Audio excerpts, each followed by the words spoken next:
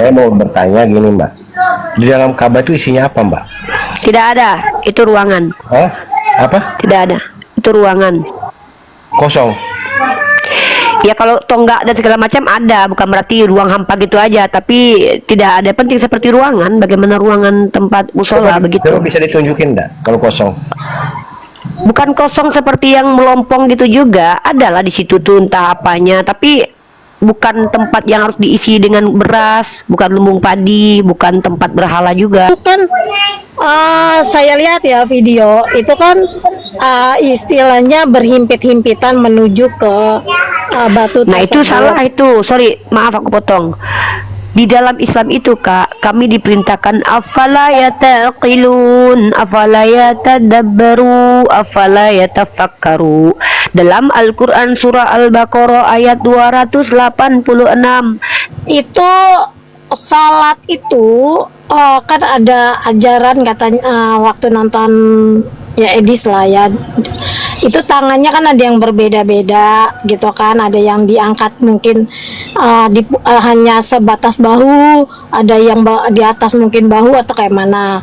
Itu kenapa berbeda? Itu satu. Kedua, pas di Edis TV juga ada yang bertanya, itu ketika itu kan terakhir ketika sholat itu ada jari telunjuk menunjuk, itu artinya apa?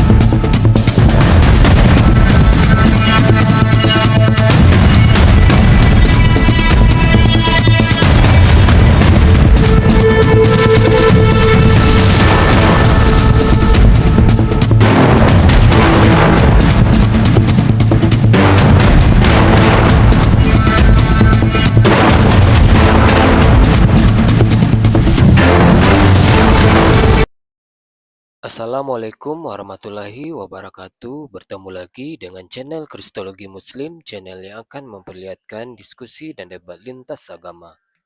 Pada kesempatan hari ini, semoga kita semua dalam keadaan sehat walafiat, selalu diberikan kesehatan, dan segala macam urusan dilapangkan, dipermudahkan, dan dilancarkan seperti apa yang diharapkan, dan juga diberikan segala kecukupan ekonomi, rezeki yang melimpah yang tidak pernah habisnya dari Allah Subhanahu wa Ta'ala. Di video kali ini masih seperti biasa, saya akan memperlihatkan diskusi dan debat lintas agama di mana nantinya pelukit Islam dan oknum Kristen akan saling bertanya dan menjelaskan agama masing-masing. Yang mana kita akan bisa menilai mana agama yang benar-benar bisa diterima dan dipahami secara akal pikiran manusia yang berakal. Di video ini juga kita akan melihat diskusi dan debat Unirifa dan apologet Islam lain dengan beberapa oknum Kristen yang mana kita bisa mendapatkan ilmu dan pengetahuan tentang ajaran Islam dan ajaran Kristen. Dan bagaimana berjalannya diskusi ini, apakah akan berjalan tenang dan santun atau malah sebaliknya memanas, di mana biasanya oknum Kristen jika tidak sanggup menjawab pertanyaan dan juga tidak terima ajaran dan isi kitabnya dibahas, mereka akan emosi dan marah, bahkan sampai menghujat pribadi atau ajaran. Nah, daripada penasaran dengan diskusi dan debat ini, mari kita simak saja videonya sekarang. Islam atau Kristen? Saya agamanya Islam, harusnya bukan kamu yang nanya saya nanya kamu agama kamu apa. Saya agama Kristen. Oke. Saudaraku Yoci, ini Komal kakak saya Sarah Intan. Komal ini kalau ada saya menjadi Komal penginjilan dan edukasi. Komal ini saya yang tentukan siapa yang diskusi dengan saya. Walaupun kakak saya bisa intervensi saya karena dia adalah hostnya. Tapi apa yang dia katakan itu juga yang saya katakan karena dia dan aku satu. Nah, kalian non muslim di Komal ini hak kalian kalau awam itu bertanya. Dan kalian kami berikan kesempatan menjelaskan agama kalian dengan catatan. Kalian buka cam dan kalian jelas siapa Artinya kalian punya kapasitas dan kredibilitas. Kalau kalian tidak punya kapasitas dan kredibilitas, tidak mau menunjukkan siapa asli kalian, maka tugas kalian atau hak kalian kami berikan hanya bertanya saja, bukan untuk menjelaskan. Tidak boleh bagi kami umat Islam mendengarkan penjelasan dari orang-orang yang tidak jelas, karena itu berpotensi menyesatkan orang. Kami nggak mau ikut campur dalam penyesatan. Waduh, belum apa-apa udah turun. Tadi minta naik. Oke, yang mau naik itu tolong pegangan yang kuat ya, soalnya komanya agak licin ya. Ya, halo Kangen, agamanya apa bro? Agama Kristen. Oke, silakan bro, saya tidak mau mengulangi kembali, silakan mau bertanya atau mau menjelaskan. Kalau Oke, saya menjelaskan mau buka tanya. cam. Oke, Saya silakan bingung. bertanya aja. Saya mau bertanya gini Mbak. Di dalam Ka'bah itu isinya apa Mbak? Tidak ada, itu ruangan. Hah?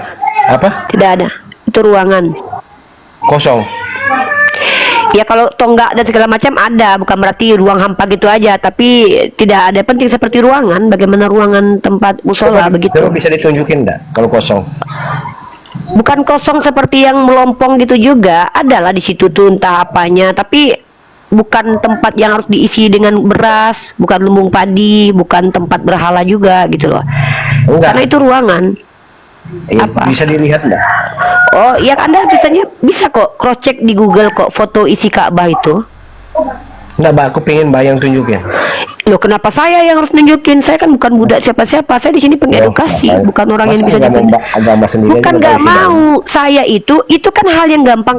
Kamu kalau ingin lihat isi Ka'bah, isi di dalam Ka'bah. Apa urusannya dengan akademikan saya? Apa urusannya dengan benar dan salah? Apa urusannya dengan mana kitab suci mana bukan, mana Tuhan mana bukan? Kalau kamu ingin tahu isinya kan kamu bisa cross check di Google.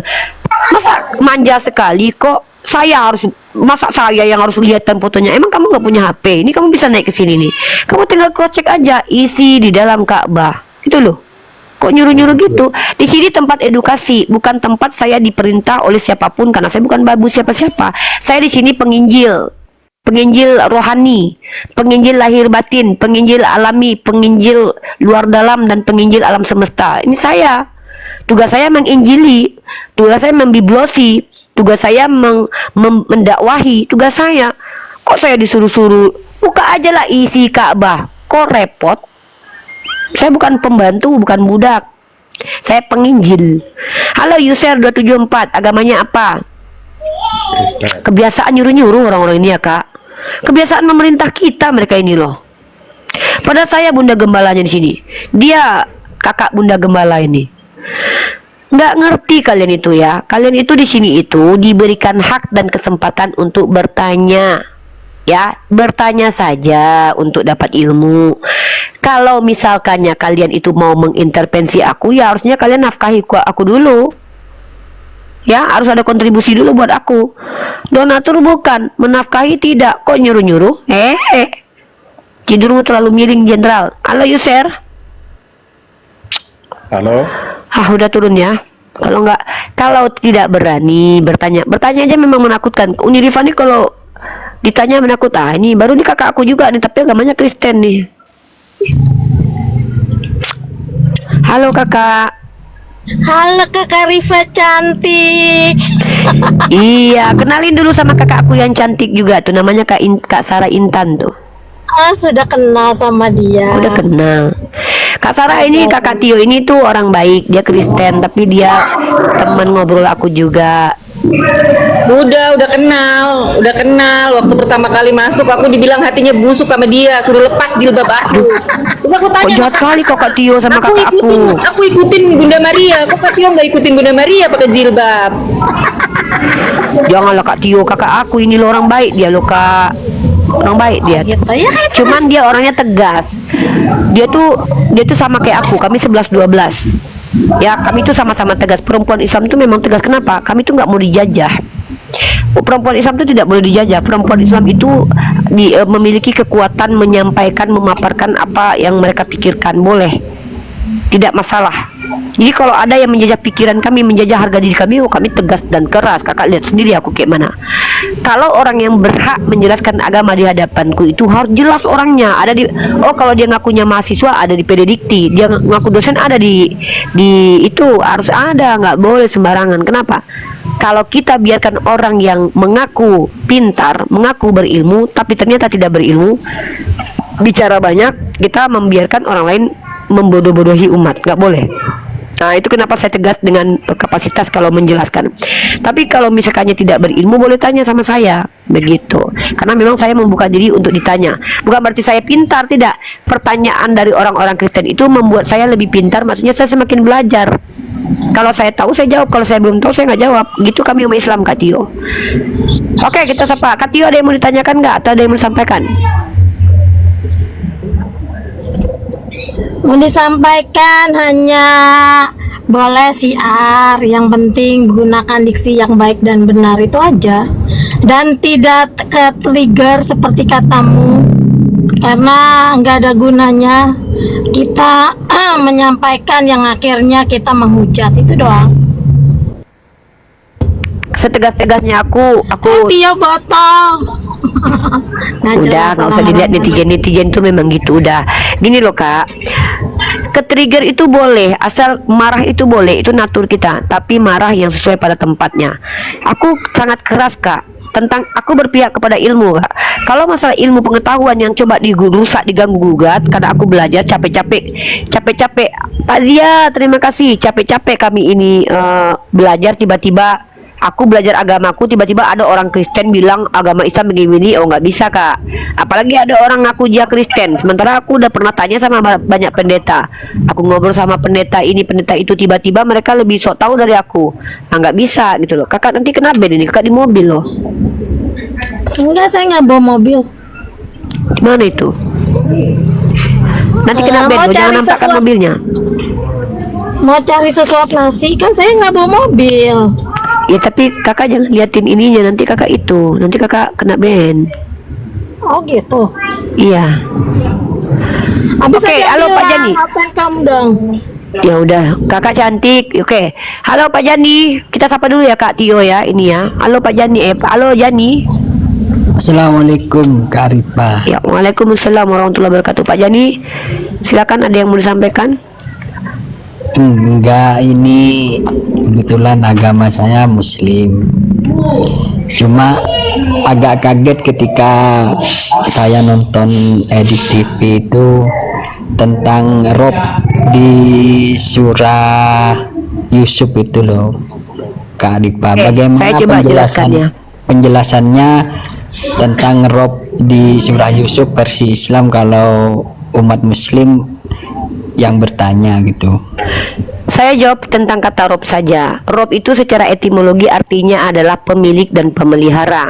Dulu Fir'aun itu mengaku Tuhan, mengaku pemilik, mengaku pemelihara. Paham?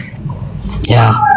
Nah, dan Anda pernah nggak berdoa begini? Rabbighfirli wali walidayya warhamhuma kama rabbayani shaghira. Pernah berdoa gitu? Sering. Anda tahu Rabbayani itu asal katanya dari Rob? Enggak tahu. Rabbayani, ni itu merujuk kepada dua dia, ibu dan bapak. Artinya orang tua kita juga kita panggil Rob. Kenapa? Karena mereka pemelihara kita. Maka kata Rob itu artinya pemilik dan pemelihara. Rob yang merujuk kepada Allah itu Rabbul Alamin, Rabbun, satu-satunya, tidak perlu ditambahkan lagi domir. Tapi kalau ada domirnya itu merujuk kepada siapa? Pemilik apa? Kak Sarah ini Rob dia nih, tapi dia pemilik komal ini, Rob komal ini. Tuh, jadi seperti itu. Rabbayani sagira merujuk kepada siapa? Orang tua kita, bukan berarti mama kita, bapak kita adalah Tuhan. Karena kata Rob itu, makanya di dalam Al-Quran itu ada dua term, ilah dan juga Rob. Ilah yang disembah, Rob memelihara dan pemilik. Nah, Allah Rabbul Alamin. Siapa pemilik alam semesta? Ya Allah. Artinya kalau kita bicara tentang kata Rob itu merujuk kepada makna pemilik dan pemelihara.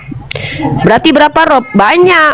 Kak Sarah Rob, aku Rob, kalian semua Rob. Robbul bait, aku pemilik rumahku. Aku Rob dompet dan isinya. Ah, nih. Ya, ana rabbu hadhihi sayyarah.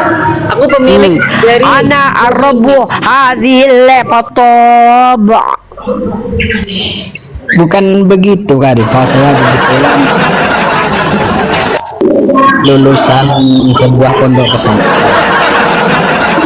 Kok yang sebelum ini saya belum pernah mendengar kalau rob itu ternyata juga digunakan kepada suaminya Zuleha gitu.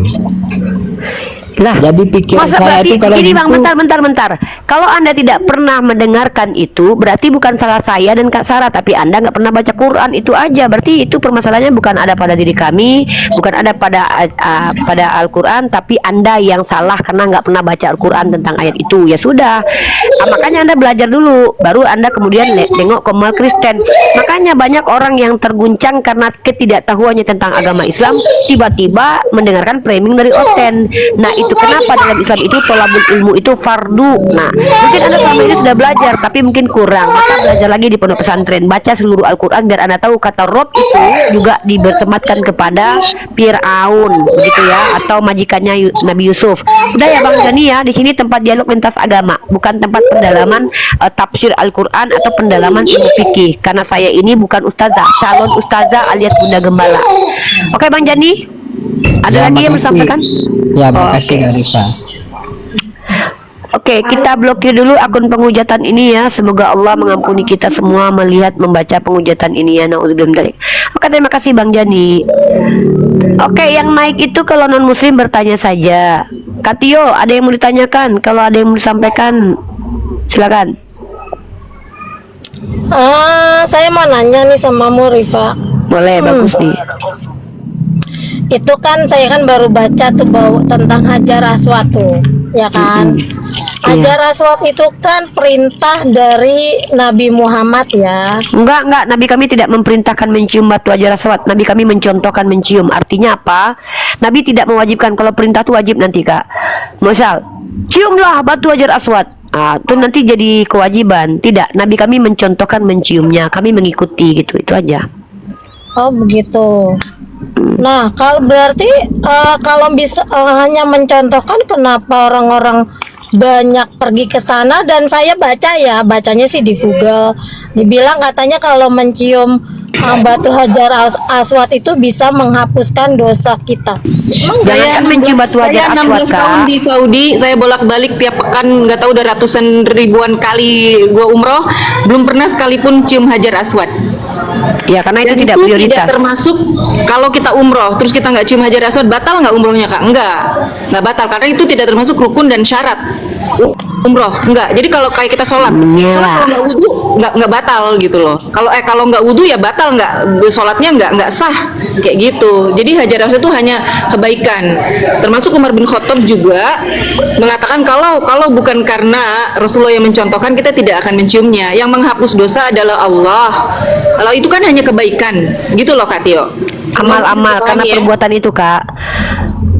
Karena perbuatan mencium itu dianggap sebagai karena perbuatan mencium itu tergolong ke dalam perbuatan amalan soleh, dan di dalam Islam itu salah satu asbab Allah mengampuni dosa kami karena kami beramal soleh, begitu. Makasih Pak Dia.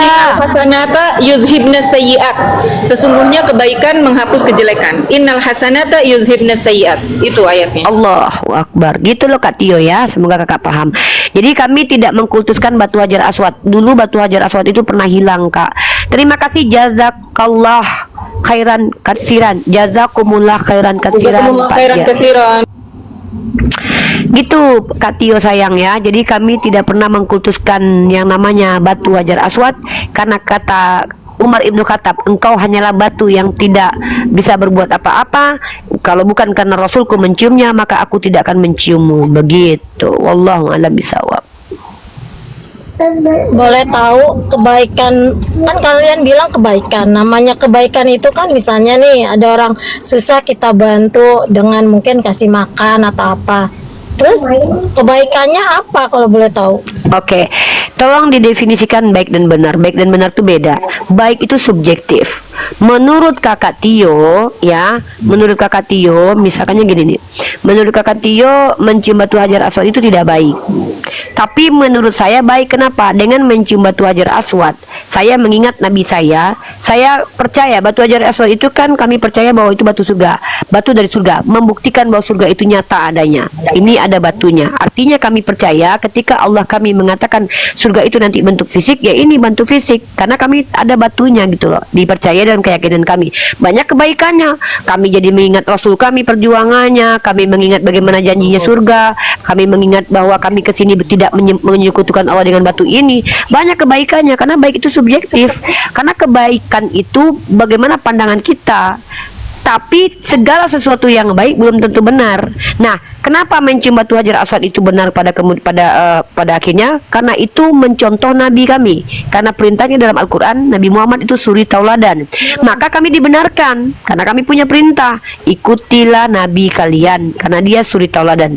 Apa yang beliau lakukan tidak mungkin sia-sia. Maksudnya Nabi kami bukan orang yang gabut, bukan orang yang buang-buang waktu, bukan orang yang melakukan apa yang dilakukan itu tidak bermanfaat, karena dia adalah Nabi. Maka ketika dia mencium batu Hajar Aswad, bagi kami itu kebenaran. Kenapa?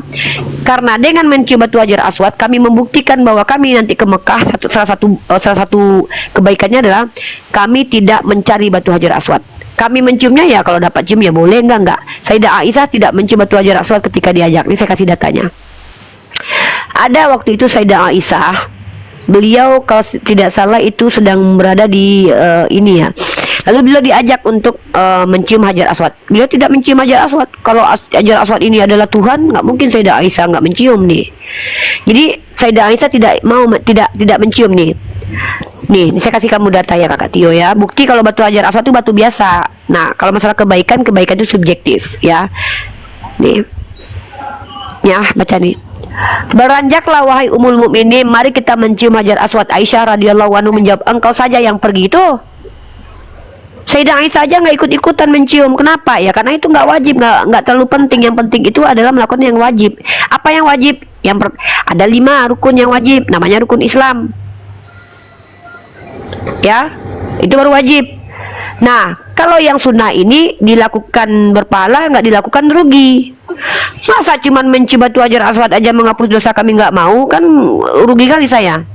Tapi bukan berarti itu satu-satunya jalan untuk menghapus dosa. Mencium suami aku aja ya, kalau dia bahagia dan dia bersyukur kepada Allah, aku bisa menurunkan dosa-dosaku. Gitu. Kami jangankan mencium batu Hajar Aswad, mencium anak kami lalu kami bersyukur kepada Allah, itu amalan soleh. Karena berzikir kepada Allah ya bisa menghapus dosa. Membuang duri di jalan, kami juga bisa menghapus dosa kami. Jadi amalan soleh kami yang menghapus dosa kami, bukan kematian seseorang, bukan darah seseorang, bukan kejahatan no, tapi amalan baik kami. Mengganti amalan baik kami itu, merubah amalan buruk jadi hilang. Apa dosa kami jadi hilang, ditambahkan pahala. Begitu sistem penyelamatan dalam Islam Kak Tio. Makanya umat Islam ini adalah umat yang, karena tidak semua yang baik itu benar, tapi yang benar pasti baik. Gitu. Wallahu a'lam bishawab. Ya berarti mungkin kalau kalian setelah si Rifa menjabarkan, berarti kan intinya kalian itu ketika mencium itu untuk mengingat apa yang sudah Nabi Muhammad lakukan, gitu kan maksudnya? Bukan cuman itu, banyak Kak, diantaranya itu. Maksudnya kalau Kakak tanya sama baiknya apa, banyak kebaikannya. Tapi maksudnya bukan hanya itu, tapi banyak hal lainnya gitu loh. Banyak hal lainnya. Nah, itu kan kalau misalnya ketika apa namanya di sana itu kan saya lihat ya video itu kan istilahnya berhimpit-himpitan menuju ke batu. Nah itu salah itu, sorry, maaf aku potong. Di dalam Islam itu Kak, kami diperintahkan afala yataqilun, afala yatadabbaru, afala yatafakkaru. Dalam Al-Quran surah Al-Baqarah ayat 286, la yukhallifullahu nafsan ila wus'aha. Allah berikan kami perintah yang tidak menyusahkan. Ngapain kamu malah ikutin yang sunnah dan menyusahkan kamu? Sebenarnya mencium batu Hajar Aswad itu nggak susah Kak, nggak susah sebenarnya. Tetapi ketika ada orang Islam, dia mendahulukan mencium batu Hajar Aswad, padahal ada kaki ibunya yang berhak dicium oleh dia, maka dia terbukti bahwa dia bukan orang yang mengikuti Nabi Muhammad. Kenapa? Nabi kami bukan hanya mencium, Nabi kami juga pernah menyentuh dengan tongkat. Artinya apa? Bahwa batu Hajar Aswad itu tidak boleh dikultuskan. Itu sebenarnya juga ujian bagi umat Islam. Jadi kalau ada nanti umat Islam yang ke Mekah tujuannya mencium batu Hajar Aswad akan menjadi saksi nanti di hadapan Allah. Batu itu kan Gitu. Maksudnya apa? Karena nanti apa yang kami niatkan, kalau kami ke Mekah itu untuk foto-foto depan Hajar Aswad, berarti kami bukan ingin beribadah. Karena ibadah yang sesungguhnya itu adalah masuk ke dalam rukun haji. Kak Sarah sudah jelaskan tadi, mencium batu Hajar Aswad tidak termasuk ke dalam rukun haji, tapi masuk ke dalam salah satu sunnah yang diizinkan. Jadi bukan berarti ke Mekah itu cium batu Hajar Aswad, tidak. Tapi menjalankan serangkaian ritual rukun haji, ada tawaf, sa'i, itu yang paling penting. Bukan udah tahu di situ rame, laki-laki banyak di situ, mencolok juga ke sana. Ya ada otak namanya itu. Namanya itu adalah tidak berpikir.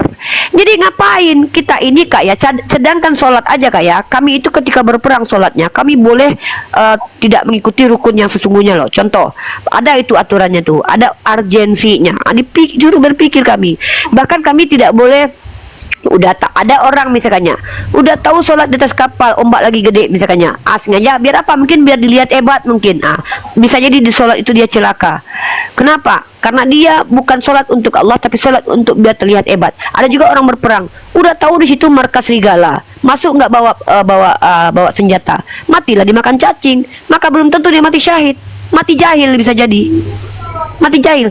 Jadi kami ini orang di dalam Islam itu Kak, dia bisa dikatakan sebagai orang berilmu ketika amalannya itu sesuai dengan ilmu. Mencium batu Hajar Aswad itu bukan kewajiban, tapi kebolehan. Ngapain udah tahu berdesak-desakan, ngapain ke situ? Mending aku ya Kak, kalau nanti aku ke Mekah ya Kak ya. Ya, kalau rame orang mencium batu Hajar Aswad, yang ku cari adalah kaki suamiku. Mending aku cium kaki lakiku Kak, pahalanya jauh lebih besar. Mending aku cium kaki mamaku yang dekat sama aku, atau aku cium anakku kepalanya. Gitu kami Kak. Jadi kami tidak menjadikan batu itu sebagai hal yang dikultuskan, karena bagi kami dia tidak berdaya dan tidak ada upaya. Dia hanyalah batu dari surga, yang kami yakini dari surga, yang mengingatkan kami kepada banyak hal, mengingatkan kami kepada kematian, mengingatkan kami kepada Allah dengan nikmat yang diberikan Allah, mengingatkan kami kepada Nabi Muhammad, Nabi yang kami cintai.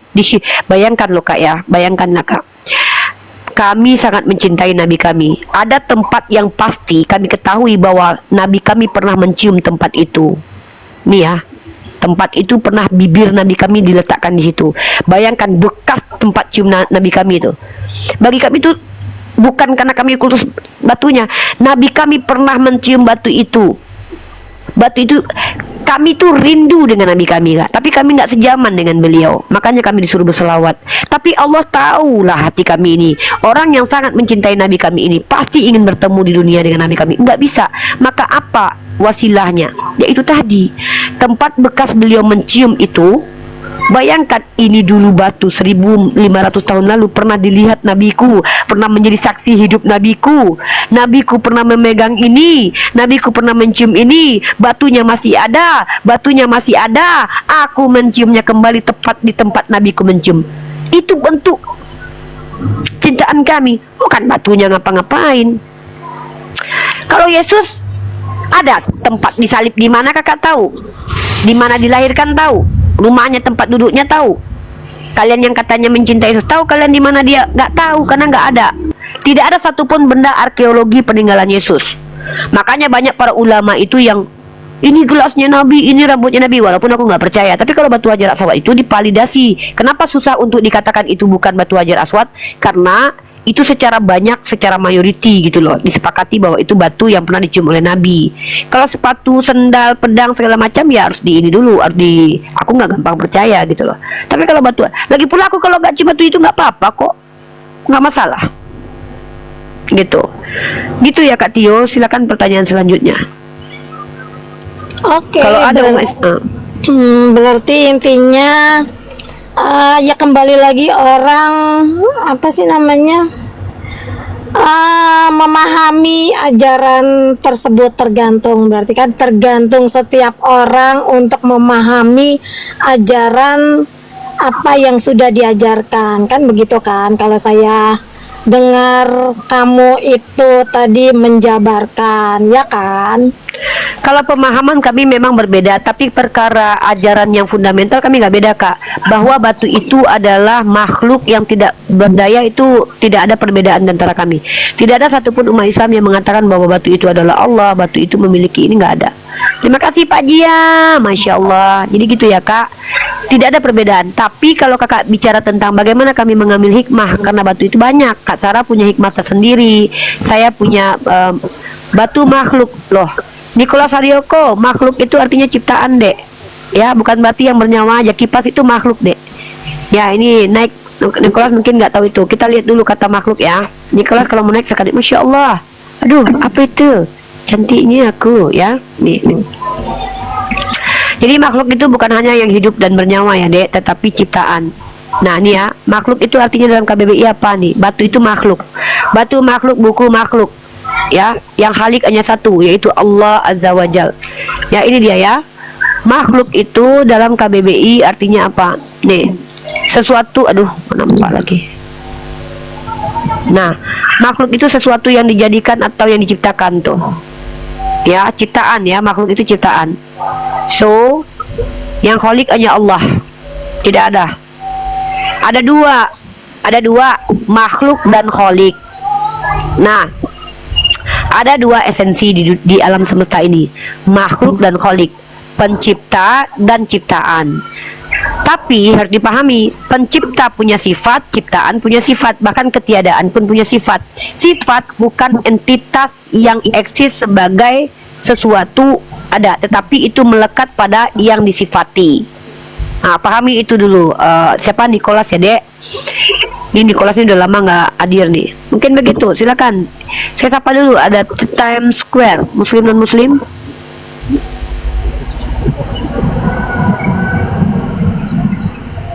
Times Square. Oke, lanjut Kak Tio, pertanyaannya Kak Tio. Nah, ini mau saya tanya, waktu itu kan saya nonton Edis TV lah. Pertanyaan saya, itu salat itu kan ada ajaran katanya, waktu nonton ya Edis lah ya, itu tangannya kan ada yang berbeda-beda gitu kan, ada yang diangkat mungkin hanya sebatas bahu, ada yang di atas mungkin bahu atau kayak mana. Itu kenapa berbeda? Itu satu. Kedua, pas di Edis TV juga ada yang bertanya, itu ketika itu kan terakhir ketika sholat itu ada jari telunjuk menunjuk, itu artinya apa? Oke, di dalam sholat itu kami itu wajib khusyuk ya. Nah, mengangkat tangan begini atau lurus itu tidak masuk ke dalam rukun, tidak masuk ke dalam hal yang membatalkan sholat. Rukun-rukun sholat itu diantaranya adalah seperti berwudu. Tidak sah sholat kami kalau kami tidak berwudu. Tidak sah kami sholat kalau kami tidak berniat. Nah, tidak sah sholat kami kalau kami tidak membaca surah Al-Fatihah. Apa yang dilakukan para ulama, ada yang sholatnya begini, ada sholatnya begini, itu benar semuanya karena dicontohkan oleh Nabi saya. Dari mana kami tahu? Dalam riwayat hadis. Nih contoh. Dalam Sahih Bukhari 693, Rasulullah SAW mengangkat tangannya sejajar dengan pundaknya ketika memulai sholat. Artinya ini yang beliau contohkan ketika takbir untuk ruku dan ketika bangkit dari ruku, dan mengucapkan Sami Allahu liman hamidah. Artinya ini adalah cara sholat yang diajarkan Nabi kami. Apakah tangannya sejajar atau tidak, itu dipraktikkan sama Nabi kami ya. Nah, ini yang diajarkan oleh Nabi kami melalui riwayat hadis ya, begitu. Oh, Nabi kami mengucapkan ini, jadi ini. Tapi kalau rukun sholat ya, apa yang menjadi hal yang kalau tidak dilakukan batal sholatnya. Contoh, ruku itu menjadi wajib bagi kami ketika sholat. Ruku ketika kami mampu, kami wajib ruku. Tidak ada ceritanya perbedaan ulama itu. Ruku apa? Ruku itu yang menunduk begini waktu sholat. Tidak ada ulama berbeda pendapat apakah di sholat itu boleh ruku atau tidak. Sujud itu menjadi wajib, harus dilaksanakan. Tidak ada ulama yang bertentangan apakah sujud atau tidak. Nggak ada tuh. Mazhab Imam Maliki itu mereka tidak sujud sama sekali, itu nggak ada. Tapi perkara tangan ini kan sikap kami yang boleh menjadi pilihan. Mau di sini kah letak tangannya, mau di sini kah letak tangannya, mau ke bawah kah, nggak masalah. Karena tidak menjadi rukun, tidak mengikat aspek batal dan tidak batalnya sholat, begitu.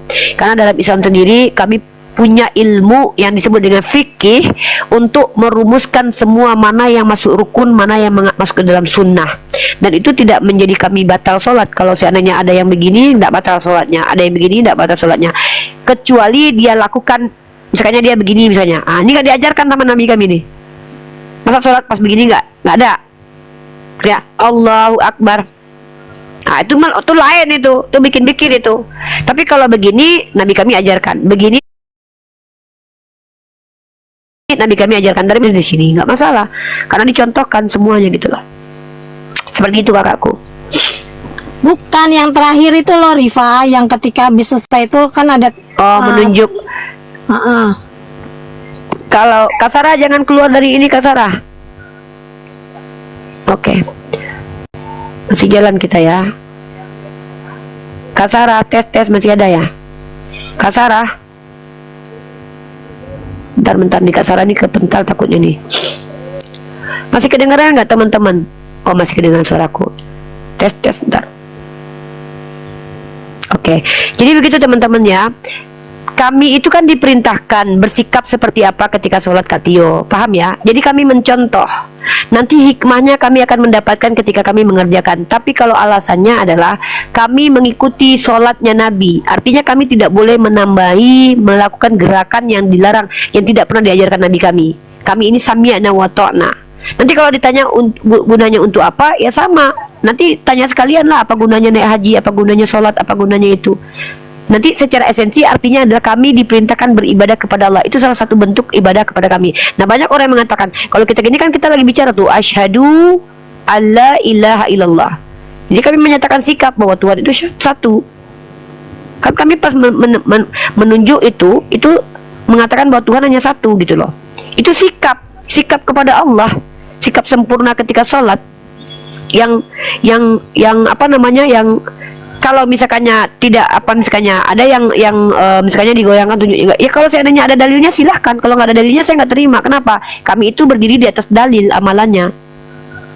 Kalau nggak ada dalilnya ya tidak bisa. Begitu. Seperti itu kakakku. Silakan. Oh berarti intinya kalian melakukan sholat itu tangan ditunjuk gitu, kalian nggak ngerti, cuman ikut mencontoh. Bukan nggak ngerti, kami mengerti. Saya ketika menunjuk tangan saya itu, saya menyatakan sikap asyhadu Allah, hanya satu Tuhan yang layak disembah. Jangan gitu. bilang nggak ngerti. Mana boleh kami beramal nggak ngerti dengan amalan kami, jahil kami nanti. Ya berarti keluar tangan saat itu kan kita berpikirnya ketika jarinya, soalnya kan jarinya ke depan gitu, bukan ke atas kan. Kalau ke atas kan kita berpikirnya itu seperti yang kamu sampaikan. Bukan menunjuk, itu bukan menunjuk Tuhan Kak, menyatakan sikap. Karena kalau aku menyatakan sikap bahwa ketika aku berkata asyhadu, ya udah aku menganggap, aku percaya dengan sikapku bahwa Tuhan itu syahad. Kakak lihatlah kami kalau seandainya syahadat asyhadu, itu hal yang gini loh Kak, ada hal yang wajib, ada yang nggak wajib, ada hal yang wajib, ada yang nggak wajib, ada hal yang tahu sholatnya gara-gara dia nggak nunjuk, nah nggak bisa begitu. Inilah bentuk kalau Islam itu tidak boleh sembarangan beramal Kak. Jangankan mengamalkan ajaran yang tidak diajarkan sama Nabi kami, bahkan ketika kami mengikuti ulama kami itu harus ada dalilnya. Itu loh, nih aku bacakan di rukun sholat nih ya. Berdiri bagi yang mampu, takbiratul, membaca Al-Fatihah, dan kemudian ruku dan tumaknina, i'tidal. Setelah ruku dan tumaknina, sujud dan tumaknina, duduk di antara, gitu tuh rukun. Itu nggak boleh nggak dilakukan, harus dilakukan kecuali memang secara fisik tidak diberi kemampuan. Gitu. Seperti itu Kak. Ya, silakan Kak Tio, pertanyaan selanjutnya. Kalau ini, kalau misalkannya Kak Tio ingin pendalaman agama Islam nih, kakak aku ini lebih ahli daripada aku ya. Kenapa? Karena kakak aku ini beliau cukuplah berilmu ya. Walaupun kecantikannya tetap aku nggak kalah ya.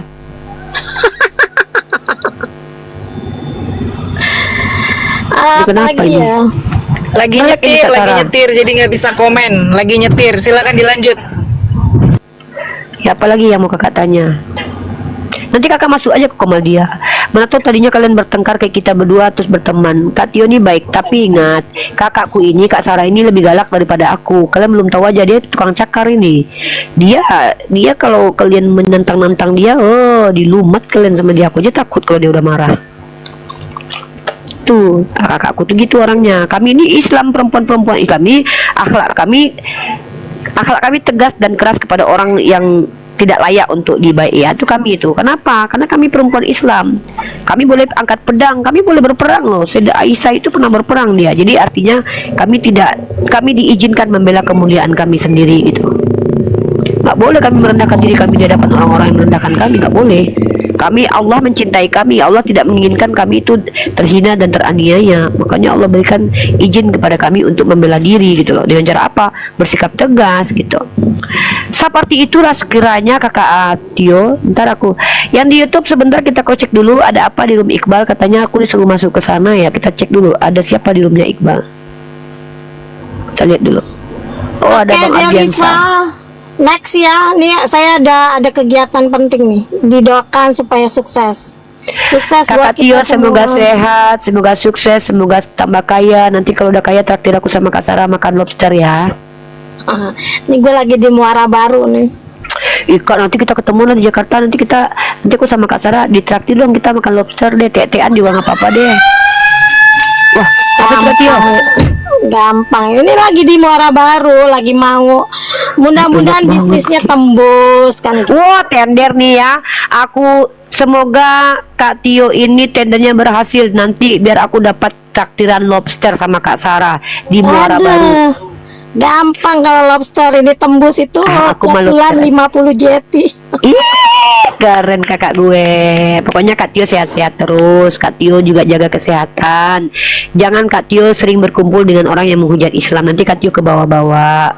Jangan juga Kak Tio berkumpul di orang yang menghujat agama Kristen. Nanti Kak Tio sakit hati. Adalah di komal-komal kayak gini tempat kakak aku nih Kak Sarah. Kalau aku lagi bergumul Kak, lagi perang argumen, kakak jangan tonton aku. Kenapa?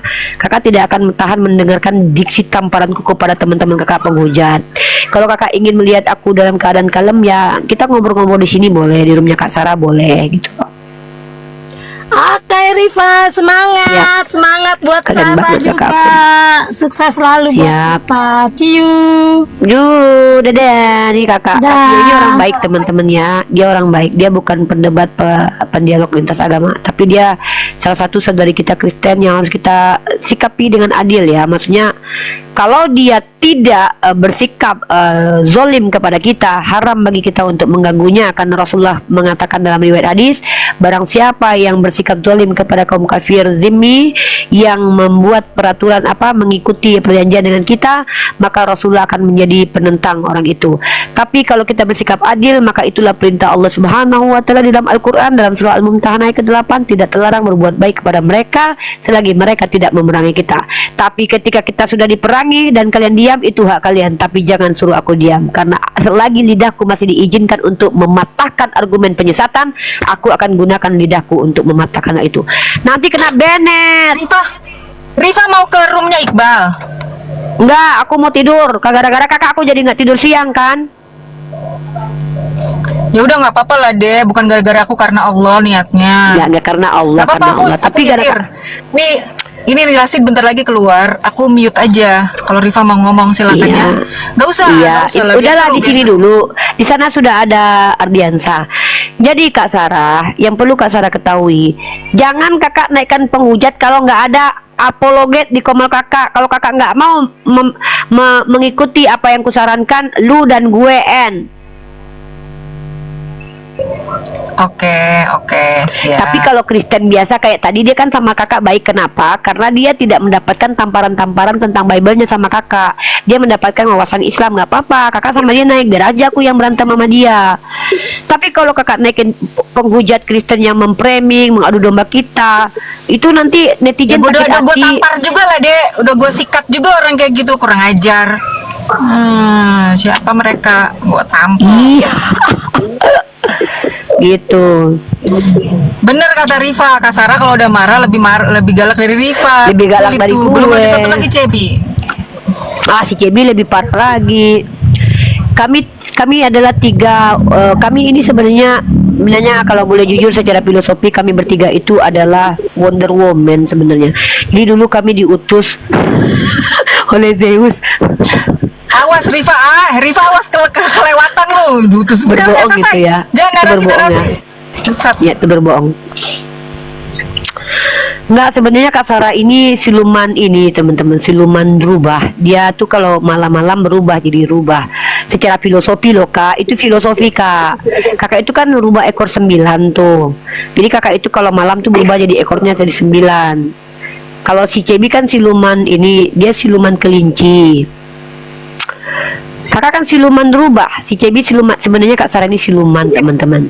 Siluman itu singkatan ya. Silaumen gitu. Kata Rasid, Mama tuh kalau maghrib berubah katanya. Ini ada Rasid di Rifa. Nah, kan berarti betul kan? Tante Berarti betul kan? Rifa kangen. Jadi siluman kan? Tante Rifa kangen. Assalamualaikum ya menantu. Ahlan wa sahlan ya menantu. Ajari ukhti di sebelahmu itu menantu. Malu dia, malu. Supaya dia nggak ini. Malu Oke, katanya, kita nih. malu. Halo Desta. Halo Desta.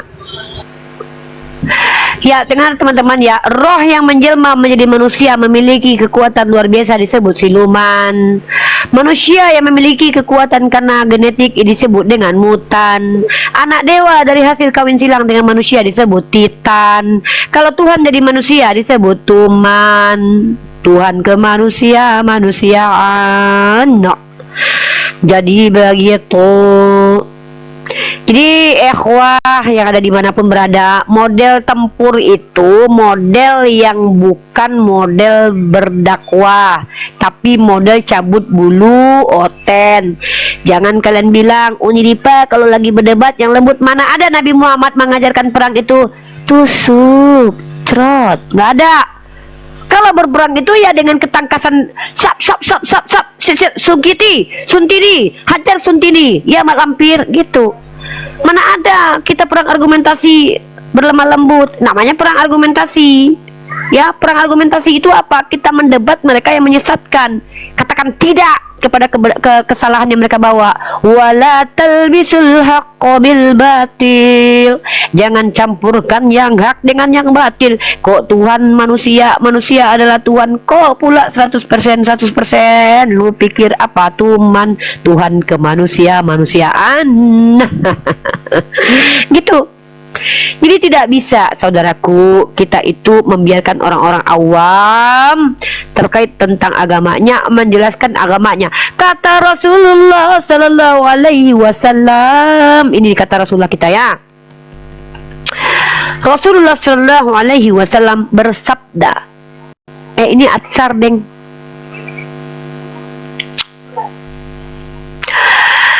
Ini ya, ini.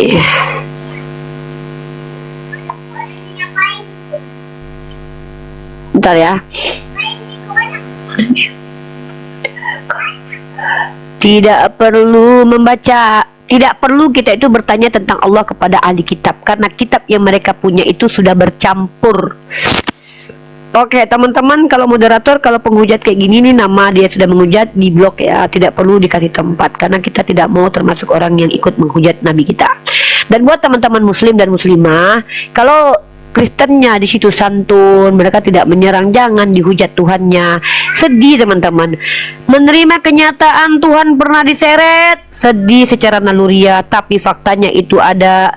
Menerima kenyataan Tuhan ditelanjangin, itu sedih secara logika, tapi faktanya ada. Menerima Tuhan mati ditombak, sedih secara realitas, tapi faktanya ada.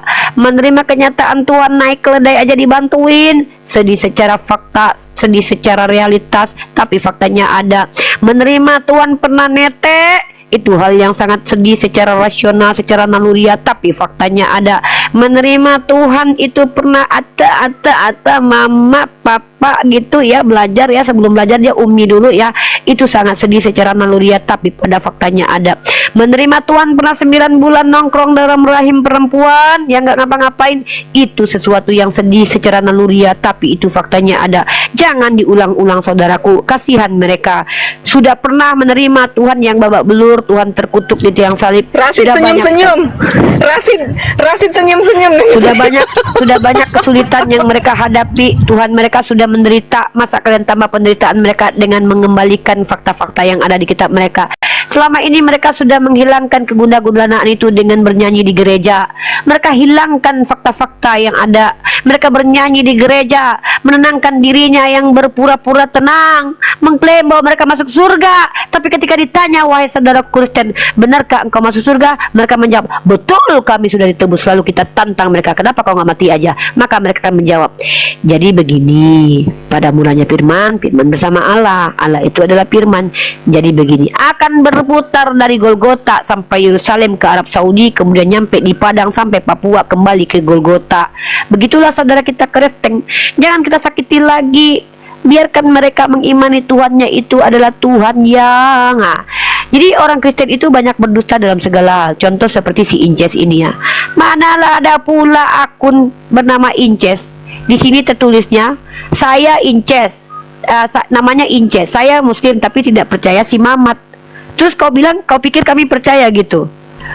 Itulah Kristen, berdusta dalam segala hal. Mana dalilnya? Dalilnya begini, kalau karena dustaku kemuliaan Tuhan semakin melimpah, mengapa aku harus dihakimi sebagai orang berdusta? Sabda Paulus, Roma pasal 3 nomor 7. Jadi kawan-kawan Kristen kita ini boleh berdusta dalam segala hal selagi kemuliaan Tuhan semakin melimpah. Umat Islam itu dibolehkan berdusta dalam 3 hal, tapi Kristen boleh berdusta dalam 3 hal. Begitu. Jadi sudahlah saudara-saudara muslimku, marilah kita ini berdiskusi, mengajarkan mereka mana yang benar, mana yang salah. Kita bicara perkara benar salah, bukan baik dan buruk, karena baik dan buruk itu tidak objektif. Halo Bang Suma 07, agamanya apa? Shalom, selamat siang. Oke, selamat siang. Kristen pasti ya, penyembah anak Bunda Maria ya. Betul sekali. Mantap. Oke, abang penyembah anak manusia, anak Maria, penyembah manusia. Ada yang mau ditanyakan? Abang boleh menjelaskan iman abang asal buka camp, asal kredibel. Syarat kredibel di mata aku tuh rendah sekali, nggak tinggi-tinggi. Pertama buka camp, kedua pakai data kalau bicara. Sudah aku anggap kredibel. Kalau aku tinggikan standar nanti nggak ada yang mau diskusi sama aku. Dan kalau awam bertanya saja, silakan bro, dibuka mic-nya bro, dibuka mic-nya. Ya, semoga saja saya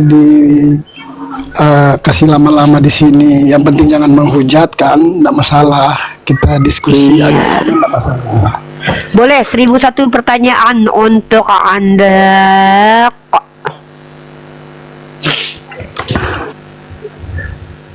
Saya kira-kira mau tanya apa ya? Oh, begini aja. Mana gue tahu, nanya aja susah kok. Bang, kalau mau bertanya aja susah bang, gimana mau menjelaskan bang? Bertanya aja repot. Begini, saya mengajak Uniriva, marilah kita ikuti ajaran yang benar. Bang kaget bang tadi bang. Yesus. Bang kaget aku tadi. Aku pikir abang baca kitab Amsal tadi. Uniriva, marilah kita memuaskan birahi karena suamiku tidak di rumah. Kaget, tapi ternyata bukan baca Amsal abang. Lanjut bang. Apa bang? Gimana bang? Woi, Lanjut, ada bang. Rasid, Jangan bang- Woi, ada Rasid offset. Jadi begini, Uniriva. Kita beragama. Rasid, jangan baca Amsal pasal 7:18 ya nak. Bang silakan bang. Kita beragamalah yang punya manfaat. Ikutilah yang punya kuasa, yang maha kuasa. Kalau kita beragama ngikuti yang nggak punya kuasa, nggak bermanfaat, itu namanya. Begitu Uniriva. Kita harus mengikuti ajaran yang berguna dan bermanfaat. Pertanyaannya, apa guna Yesus ketika hadir di dunia selama 33 tahun? Silakan jawab abangku. Iya, bisa saja saya ikut Anda ketika yang Anda sembah itu punya kuasa, tapi terbukti yang saya sembah lebih berkuasa. Jadi saya mungkin masih bertahan di keyakinan saya, karena keyakinan saya terbukti Maha Kuasa, berkuasa, bermanfaat bagi kehidupan. Apa kuasa Yesus Bang, dan apa gunanya dia hidup di dunia Bang? Banyak gunanya, mengajarkan Nah, Yesus di dunia kebaikan. Bang, mana yang baik ajarannya Bang? Semua ajarannya baik. Satu aja Bang, nggak usah banyak-banyak, saya minta satu aja. Satu aja. Ya, Kasihilah sesamamu manusia seperti engkau mengasihi dirimu sendiri. Abang diperintahkan mengasihi sesama manusia seperti mengasihi diri sendiri, betul?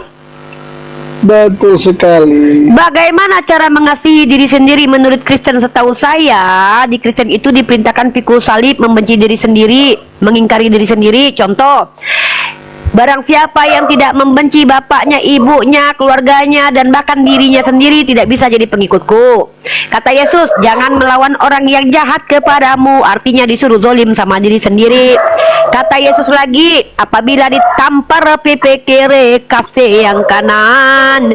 Bagaimana cara mengasihi diri sendiri? Yesus ajarkan pikul salib.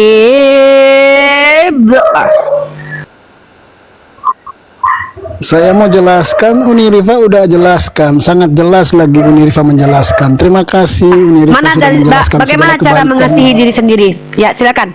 Bagaimana cara mengasihi diri sendiri menurut Yesus? Yesus aja menyiksa dirinya dengan ditombak sampai mampus. Silakan, Bang.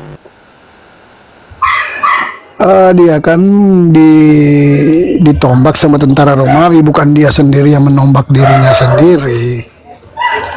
Ya, bagaimana cara mengajarkan untuk mengasihi diri sendiri? Dia aja nggak melawan ketika ditombak. Kalau itu nubuatan dan jauh sebelumnya. Yesus Aduh, saya berfirman, tanya, bagaimana caranya mencintai diri sendiri? Mencintai diri sendiri aja gak diajarkan, ini pula mau mencintai orang lain. Makanya saya tanya, bagaimana cara mencintai diri sendiri menurut Yesus supaya Anda bisa mencintai orang lain seperti mencintai diri sendiri? Saudaraku, lakasakadala kasabelana. Kan? Iya, yang namanya diri sendiri itu otomatis nggak perlu dia. Kalau yang namanya Ya diri gimana sendiri itu kan caranya orang otomatis. diajarkan Justru untuk apabila itu makanya ditampar pipi kiri kasih kanan? dikatakan, Kayaknya ada dokter spesialis abang deh, aku telepon dulu lah dokter spesialisnya. Bentar Kak Sarah ya bang, bentar ya, aku panggil dokter spesialis yang lebih mampu melawan abang. Kayaknya aku nggak sanggup ini melawan abang nih ya. Abang kayaknya punya kuasa-kuasa kegelapan ini.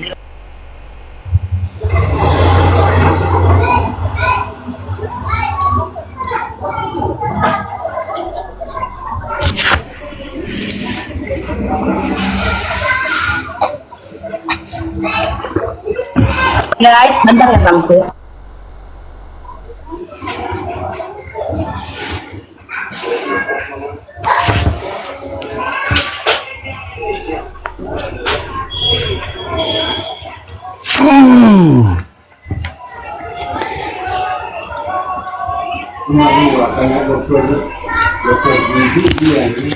hilang suaranya ini.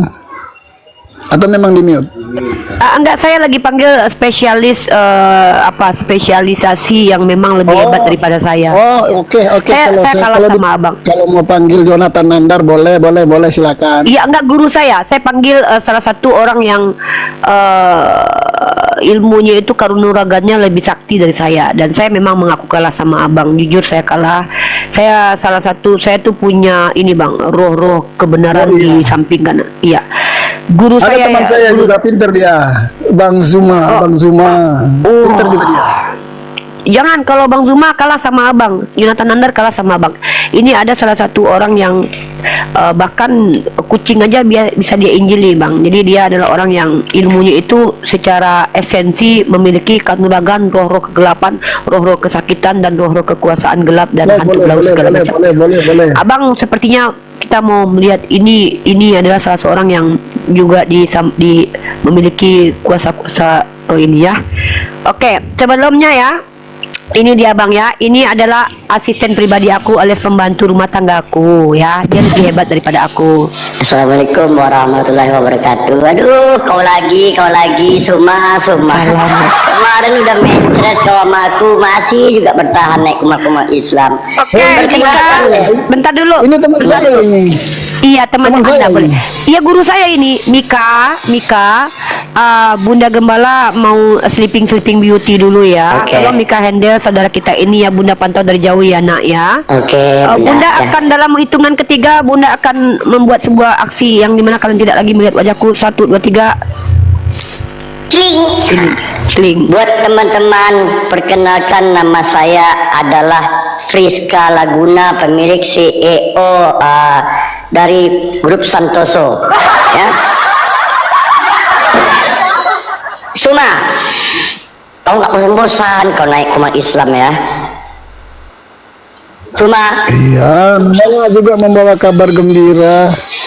gimana kabar kematian kau bawa ke sini namanya kabar gembira? Mika ini nggak pakai anti rungkat loh Mika ya. Mika Iya. hati-hati ya. Ini nggak pakai anti rungkat. Yang dibawa kabar Iya. gembira itu kabar yang baik, bukan kabar kematian. Kalian membawa kabar kematian. Kematian Yesus itu bukan kabar gembira, Zuma. Itu namanya kabar duka. Bukan. Rungkat lagi, Suma rungkat lagi. namanya kata Mika, namanya Suma. Iya, Suma. Jangan bawa kalimat-kalimat ekstrim. Jadi metong aja. Nanti rungkat. Oke, kamu mengatakan kamu membawa kabar gembira. Apakah kematian Yesus itu satu kabar yang gembira? Kenapa bisa disebut kabar gembira? Karena itu kan nubuatan. Jadi jauh sebelumnya sudah disampaikan kepada kami umatnya. Jadi kami pun kaget dan tambah yakin, tambah kuat imannya. Waduh, jauh sebelumnya sudah disampaikan, ternyata betul apa yang dinubuatkan. Oh, berarti Yesus kalau sudah dinubuatkan untuk mati, berarti Yesus sudah ditakdirkan untuk mati. Makanya dia disebut Maha Kuasa, Maha Tahu. Jauh sebelumnya dia tahu apa. Dia Jadi tahu nggak besok dia tahu nggak dia mau mati? Besok kan saya tidak tahu saya jadi kenapa. Kalau Enggak, Tuhan yang saya kutanya, dia tahu yang besok kutanya saya Yesus kenapa. bang, bukan Jadi, abang. apa? Demikian juga dengan Anda, teman saya. bentar, Besok Bang Zuma. kamu mau dapat rezeki atau mau kena musibah atau apa kan kita tidak tahu. Kalau Tuhan saya tahu dia. Seperti Tahu dia itu. dia mau mati, tahu dia. Justru itu makanya kami sangat yakin dengan Iya. kemahakuasaannya, kemahatauannya. Coba konsisten dulu dengan pernyataanmu. Yesus tahu dia bahwa dia mau mati, benar? Benar. Benar. Nah, aku tanya amamu. Ketika ada orang, dia tahu dia kesana mati dan dia kesana, orang pintar atau orang bodoh? Namanya juga nubuatan. Jadi itu kan punya misi, ada misinya untuk menyelamatkan dosa, untuk menghapus dosa-dosa kami umat-umatnya. Oke. Begitu. Berarti dia bunuh diri di sana ya semua ya. Jadi marilah kita mengikuti sesuatu yang berkuasa. Ketika yang Anda ikuti tidak berkuasa, Anda termasuk orang yang buang-buang waktu saja. Ikutilah Tuhan Yesus yang Maha Kuasa. Oke. Apakah Iya. Kapan kira-kira mau ikut dengan saya? Oke, aku dapat poinmu. Apakah orang yang mati itu Maha Kuasa? Terbukti dia bangkit kembali dalam waktu 3 hari dia bangkit. ini bagus.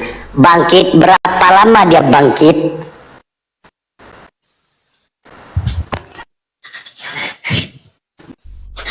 Berapa hari? Bangkit. Iya, kamu kaget? Iya, berapa Itulah hari Tuhan dia kami bangkit? Yesus Kristus Maha Berapa hari dia Kuasa. bangkit? pintu tetap terbuka untukmu. Berapa hari kalau dia kamu mau bangkit, Suma? bareng-bareng. Tapi kami nggak memaksa, kami nggak Iya, memaksa. Itu kan ini kita bebas-bebas. kita Kalau ngetes, kamu, betul nggak kami Maha tidak Kuasa melarang kalau Anda Yesus? mau ikut yang maha kuasa. Bisa nggak dijawab aja Tapi apa kalau yang kamu kutanya tidak itu mau, kan? dijawab, Suma? Apa yang kutanya itu aja dijawab. Sudah saya jawab tadi. Oke, berapa Sudah saya hari dia jawab. bangkit? 3 hari. Iya. Kemana dia selama 3 hari ini? Maksudnya gimana? Selama 3 hari dia mati itu dia di mana? Iya, nah, kamu tahu nggak yang dimaksud dengan metong? Jadi mayat. Oh, nggak paham mati, nggak paham. Jadi mati itu macam mana? Hidup. Bukan hidup. Jadi Ah, kalau macam mana mati metong itu? Artinya itu bukan hidup. Ya, selama Di di alam 3 hari ini kemana dia? Hilang. Nggak tahu di mana dia. Dia dikubur. Dia Tapi dikubur. kemudian 3 hari dia bangkit. Ya, Nah, itulah oh, yang berarti disebut selama maha 3 kuasa. hari Tuhan tidak ada di bumi. Beda lagi dengan keilahiannya. Oke, Tuhan bisa mati. rohnya Tuhan Yesus itu kemana dia selama 3 hari? Bahkan Yesus dalam kandungan keilahiannya nggak tetap ada. Di dalam kandungan Tuhan dia nggak mati bisa atau hidup? mati. Di dalam kandungan dia mati atau hidup? Kamu tahu yang dimaksud dengan di kandungan? Di dalam kandungan ini janin ini mati apa hidup? Ya, layaknya manusia. Hidup. Kalau Di dalam dalam kandungan kuburan dia mati apa hidup? mati. Mati. Rohnya kemana? Ya. Roh Allah di surga. Di surga. Iya. Berarti dia udah masuk surga 3 hari itu tuh turun lagi ke bumi. Udah 2 kali dong dia turun, hancurlah bumi harusnya. Gimana? Itu kan yang disebut kesalahpahaman. Oh, Tuhan salah paham. Iya. Tuhan salah paham.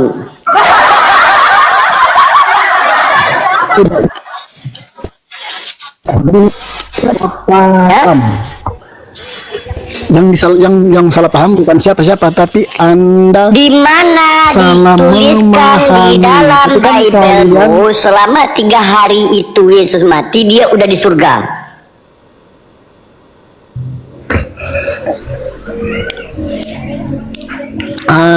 Inilah yang disebut Anda salah memahaminya. Itu dia nggak di Bukan surga. salah memahaminya. Kau bilang dia udah di surga. Kau tunjukkan ayatnya dia udah di surga 3 hari itu. Ketika dia Sementara kau bangkit, udah dia tahu, kau naik tahu dari mana dia di surga. Ketika dia bangkit, dia naik ke surga. Seperti itu. Bukan Tapi ketika Anda bangkit 3 salah hari dia memahami. Nggak sebelum apa-apa, dia karena kan bangkit. Anda kan bukan orang Kristen. Jadi Anda salah paham. Saya jelaskan. Oke. Kalau Anda berniat memelintir dan tidak mau menerima, itu bukan urusan saya. Yang memelintir Itu siapa? beritamu. Aku mempertanyakan. Kalau Anda tidak paham, itu bukan derita saya, tapi derita kamu. Begitu. Oke, ya. Kau katakan dia bangkit 3 hari setelah kematiannya. 3 hari ini dia kemana? Kau bilang di surga. Di mana tertulis di dalam Bible? Jangan berdusta di sini. Kristen memang dianjurkan berdusta dalam segala hal. Karena apa? Di dalam nabi-nabi kalian dimasukkan roh dusta. Paulus mengejarkan tentang kekristenan dengan cara berdusta. Makanya umat-umat Kristen di komal-komal Islam berdusta. Mereka mengatakan Yesus di dalam surga, tapi tidak ada ayatnya. yang bilang 3 hari kematiannya di surga itu kamu, bukan saya. Astagfirullahaladzim. Orang Kristen Teman-teman, memahaminya. siapa yang mengatakan Yesus 3 hari tadi, 3 hari dia setelah mati itu di surga? Siapa teman-teman?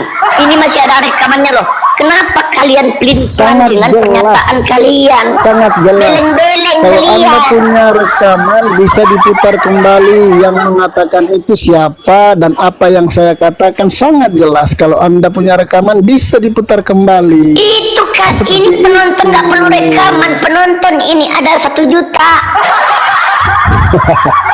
Penonton nggak bisa dibohongi. Oke, Mereka ketawa oke. Kalau gitu kita ulangi ya. Yesus mati. Yesus mati 3 hari bangkit. Selama 3 hari ini di mana Yesus? Saya bilang tadi kan mati 3 hari, kan itu dia dalam Ya. Rohnya di mana? alam kematian. Rohnya di mana? Tapi kalau namanya Tuhan itu Tuhan tidak bisa mati begitu. Ya. Rohnya Yesus 3 hari ini yang meninggalkan tubuh kemanusiaannya ini kemana dia? Tentunya roh Allah tetap di surga lah. Nah, di surga. Kau mengatakan roh Allah itu di surga 3 hari ini. Tunjukkan ayat di Bible menyatakan ketika Yesus mati 3 hari ini dia ada di surga. Anda yang mengatakan Yesus 3 hari di surga, bukan saya. Rohnya, ya Allah ya Rabbi. Banyak telinga yang mendengar bahwa yang mengatakan itu kamu, tapi kan kamu Aku Islam, ulangi. otomatislah kamu Aku tidak ulangi. tahu. Kalian Kristen-Kristen di bawah masih mau jadi Kristen. Sama seperti saya. Kristen-Kristen di bawah pasti masih mau. mau kalian jadi Kristen. Suma Pasti mereka mengatakan masih mau. bahwa Ya, karena roh Allah yang udah di kami surga sama. selama 3 hari itu. Oke, sementara dia mengatakan setelah bangkit dia mengatakan baru dia 40 hari di bumi baru dia naik ke surga. Ini pernyataan yang bertentangan dengan isi Bible kalian. Makanya tadi saya mengajak, janganlah kita menyembah sesuatu yang tidak berkuasa, buang-buang waktu. Kalau kami Kristen jelas Maha Kuasa. Oke. Mengikuti sesuatu Oke. yang benar. Oke. Begitu. Apa Kalau kami kemahakuasaan dari Yesus? tidak bisa dijelaskan dengan kata-kata karena terlalu banyak, terlalu besar kemahakuasaan. Di sini lintas agama, cuma di sini lintas agama, bukan main-mainin akal. Kemahakuasaan Yesus. Kalau kamu mau ikut karena Ya Allah. kamu menyembah yang salah, silakan, pintu terbuka untukmu. Yesus yang mengatakan kalian menyembah yang salah. Yohanes 17 nomor 3, inilah hidup yang kekal, yaitu mengenal engkau satu-satunya Allah yang benar dan Yesus Kristus yang telah engkau utus. Sedangkan kepada iblis, Yesus mengatakan, enyalah iblis, sembahlah Tuhan Allahmu, bukan aku yang kau sembah. Dan iblis pun Yesus pun berkata, dengar dulu. Pengertian saja begitu. Apa? Ya, silakan baca itu ayat Alkitab kami yang kami ikuti. Silakan dibaca. Itulah Lukas 4 ayat Alkitab nomor kami. 8. Jawab Yesus kepadanya, ada tertulis, engkau harus menyembah Tuhan Allahmu dan hanya kepada Dia sajalah engkau berbakti. Di mana Dia mengatakan sembahlah aku, kata Yesus?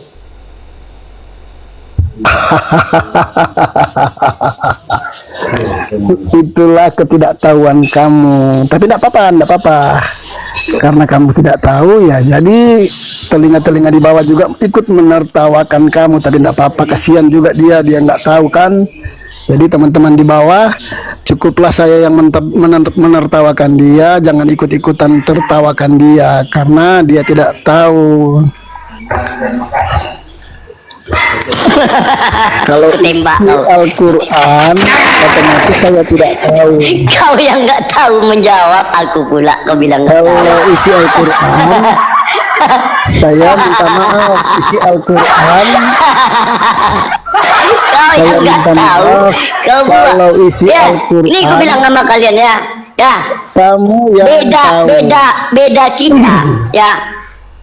Tuhan kita maha tahu, Tuhan Kristen sok tahu. Itu perbedaannya.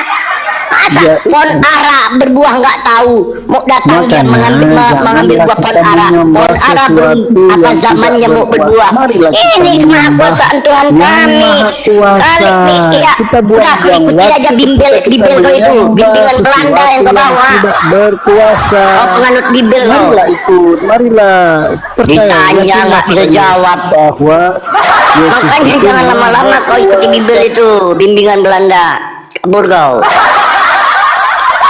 Ya, tidak ada satupun pertanyaanku yang kau jawab.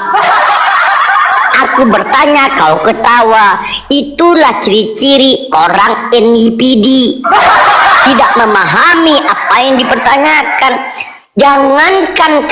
Jangankan umat Kristen, kita lihat Bibel kalian tidak kompak, yang satu saling bantahan. Umat Tuhan kalian nggak kompak, nggak satu gabung dengan gereja HKBP GPDI, nggak bisa saling gabung. Tuhan kalian tuh nggak kompak, nggak pernah kompak. Ketika Yesus disalib, ditinggalkannya oleh Bapakku, Tuhanku, kenapa engkau meninggalkan aku? Tuhan kau pun nggak kompak. Ketika ingin tentang hari kiamat, Tuhan Bapa merahasiakan kepada Tuhan Anak. Masa Tuhan sama Tuhan merahasiaan? Gimana kalian mau menjadi umat yang kompak? Denom kalian udah 6.200 denom. Kalau kalian kompaknya pas nyanyi aja, bikin grup band. Begitu juga Tuhan kalian komplotan kayak boy band Korea.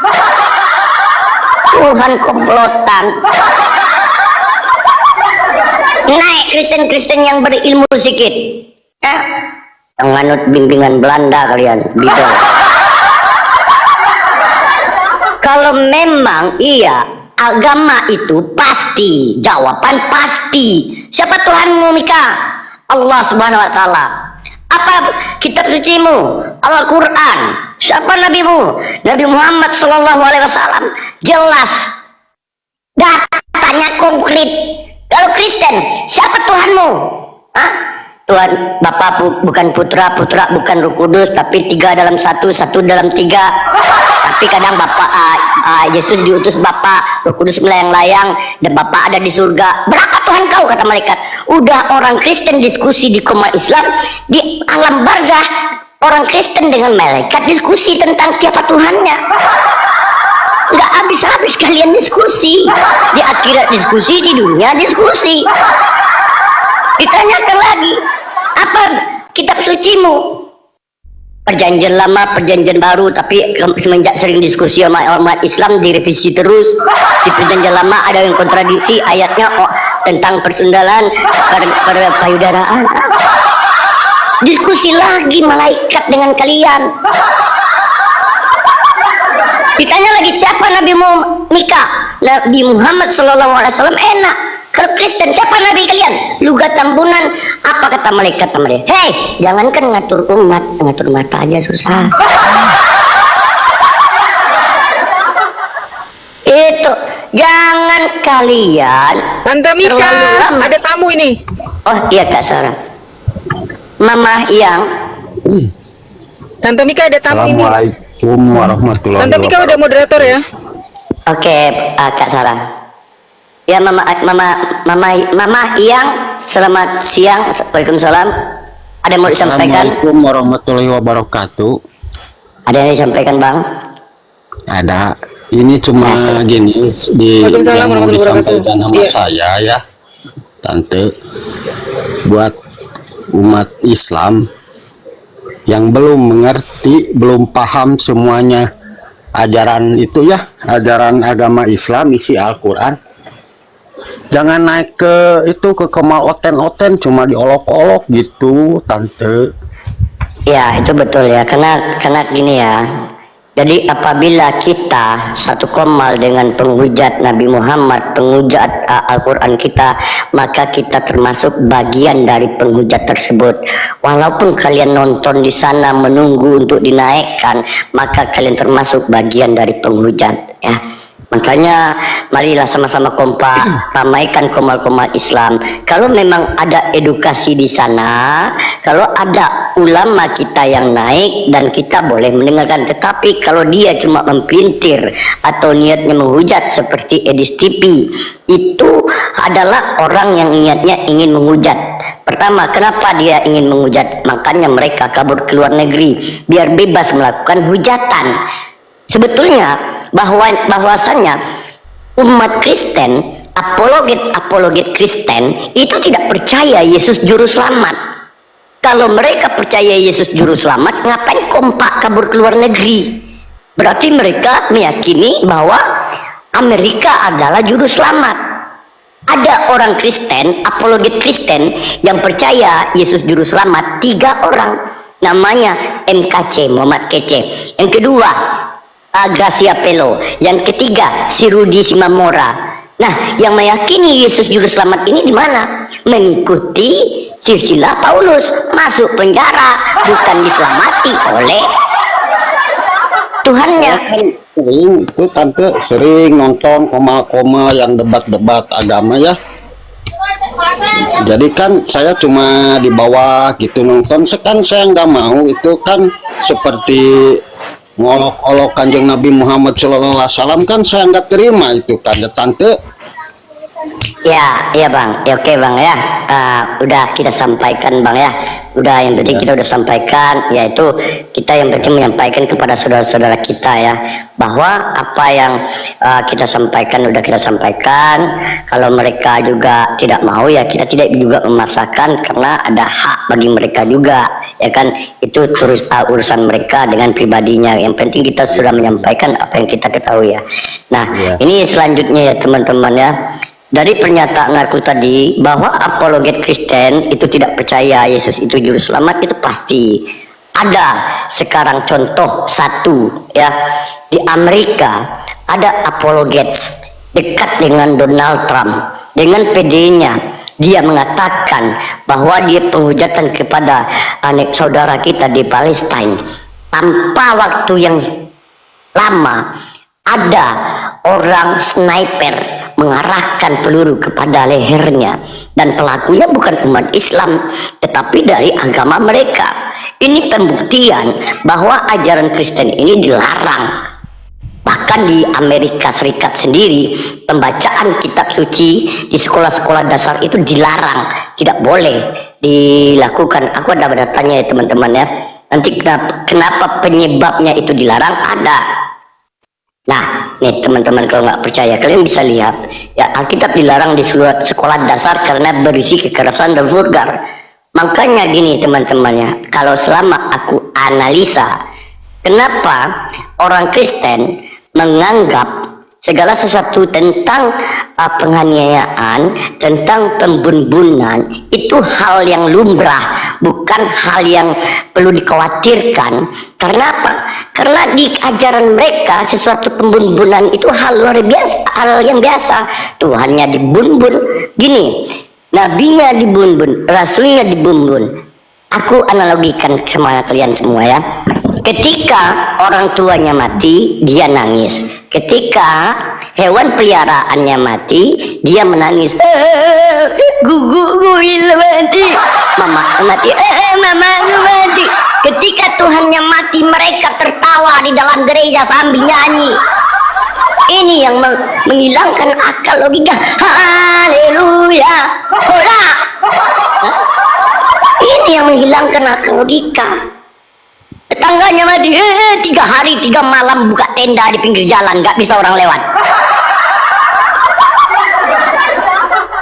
Ketika kucingnya ternaknya mati, nangis 3 hari 3 malam kejang. Tuhan Yesus, kenapa kau nggak adil? Tuhan Yesus, kau ambil dari Tuhannya mati, mereka tertawa gembira pakai musik joget, haleluya. Tante maaf, cuma segitu yang saya sampaikan. Oke ya, oke bang ya, makasih banyak ya. Assalamualaikum warahmatullahi Waalaikumsalam warahmatullahi wabarakatuh. Ya, inilah pembuktian ya. Kalau kita umat Islam ketika berdoa, ya Allah, panjangkanlah umur hamba ya Allah, berikanlah keberkatan kepada umur hamba. Wajar kita meminta kepada Tuhan kita. Kenapa? Tuhan kita tidak pernah mati. Orang Kristen, ya Yesus, panjangkanlah umurku. Digetok kepala kau sama Yesus. Umurku 33 tahun udah mati. Aku aja masih muda, kalian minta umur panjang. Gimana konsepnya ini, kata Yesus? Ya Allah, berikanlah hamba rezeki, buat besar-besarkanlah ternak hamba ya Allah, berikanlah sapi yang sehat-sehat, berikanlah sapi kami ini dengan melahirkan sapi-sapi yang lain bisa mendapatkan rezeki dari anak-anaknya ya Allah, dikabulkan oleh Allah. Ketika orang Kristen berdoa kepada Yesus, ya Yesus, berikanlah kami ternak-ternak babi yang sehat ini atau gemuk-gemuk. Apa kata Yesus? Kau minta ternak sama aku aja juri keledai. Meminta sesuatu itu kepada Tuhan yang bisa memberikan, bukan yang Tuhan nyolong-nyolong. Meminta sesuatu itu kepada Tuhan yang ada modal, memiliki kekayaan, sang pencipta. Ini gimana Yesus mau menjadi sang pencipta? Pisau cukur minjam sambil nyeberangi sungai Efrat. Kalau seandainya dia tenggelam menyeberangi sungai Efrat, sibuk Basarnas, viral di TikTok, ada Tuhan anyut.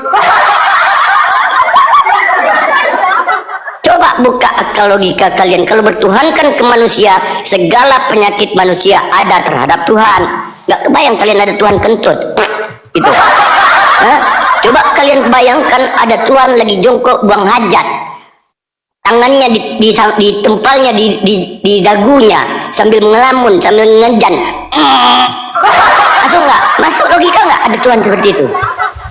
Tante Mika, Tante Mika, ada Anto nih, siapa nih Anto? Halo, selamat siang. Udah. Fani.